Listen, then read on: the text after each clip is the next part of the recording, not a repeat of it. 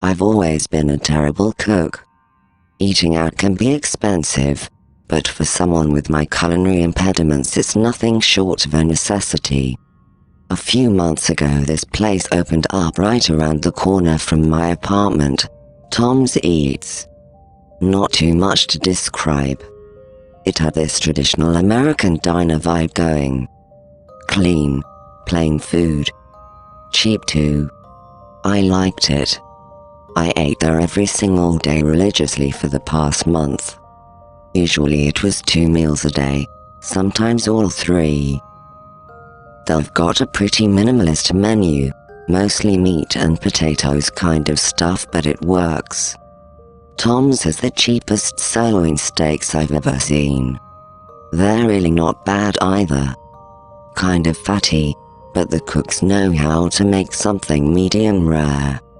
I have no idea how they even turn a profit, but who am I to complain about saving money?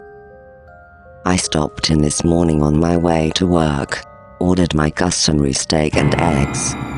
The meat was cooked exceptionally well, even the fat just seemed to melt on my tongue. The warm meat felt like it popped as I bit down. The succulent bloody juices were absolutely delightful. I was running a little late, so I shoveled the rest of it into my mouth and gestured towards Cindy, the token waitress, for the check. That's when the front glass door slammed open, little bell jingling angrily. A stern man in a modest tan suit was trailed by a uniformed police officer, both of them looking grim. The man in the suit had a gun on his hip, a gold badge clipped to his belt. He marched straight back into the kitchen with a sheet of paper in his hand, the double doors slamming open. There was this muffled commotion back there, angry shouts and some banging.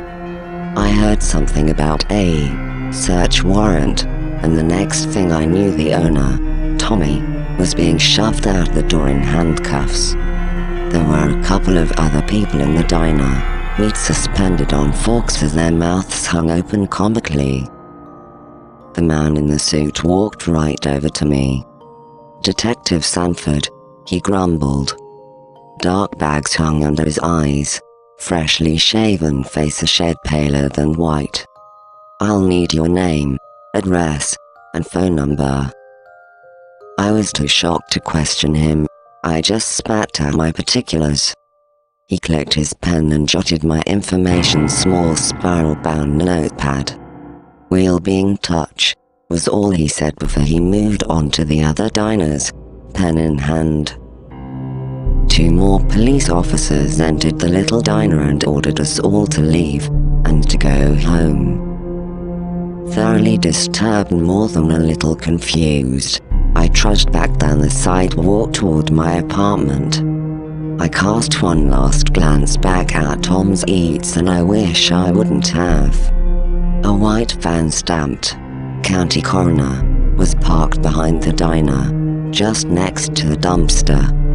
2 people were pulling on what looked like white hazmat suits, preparing to go inside. An officer was solemnly wrapping the property in bright yellow police tape.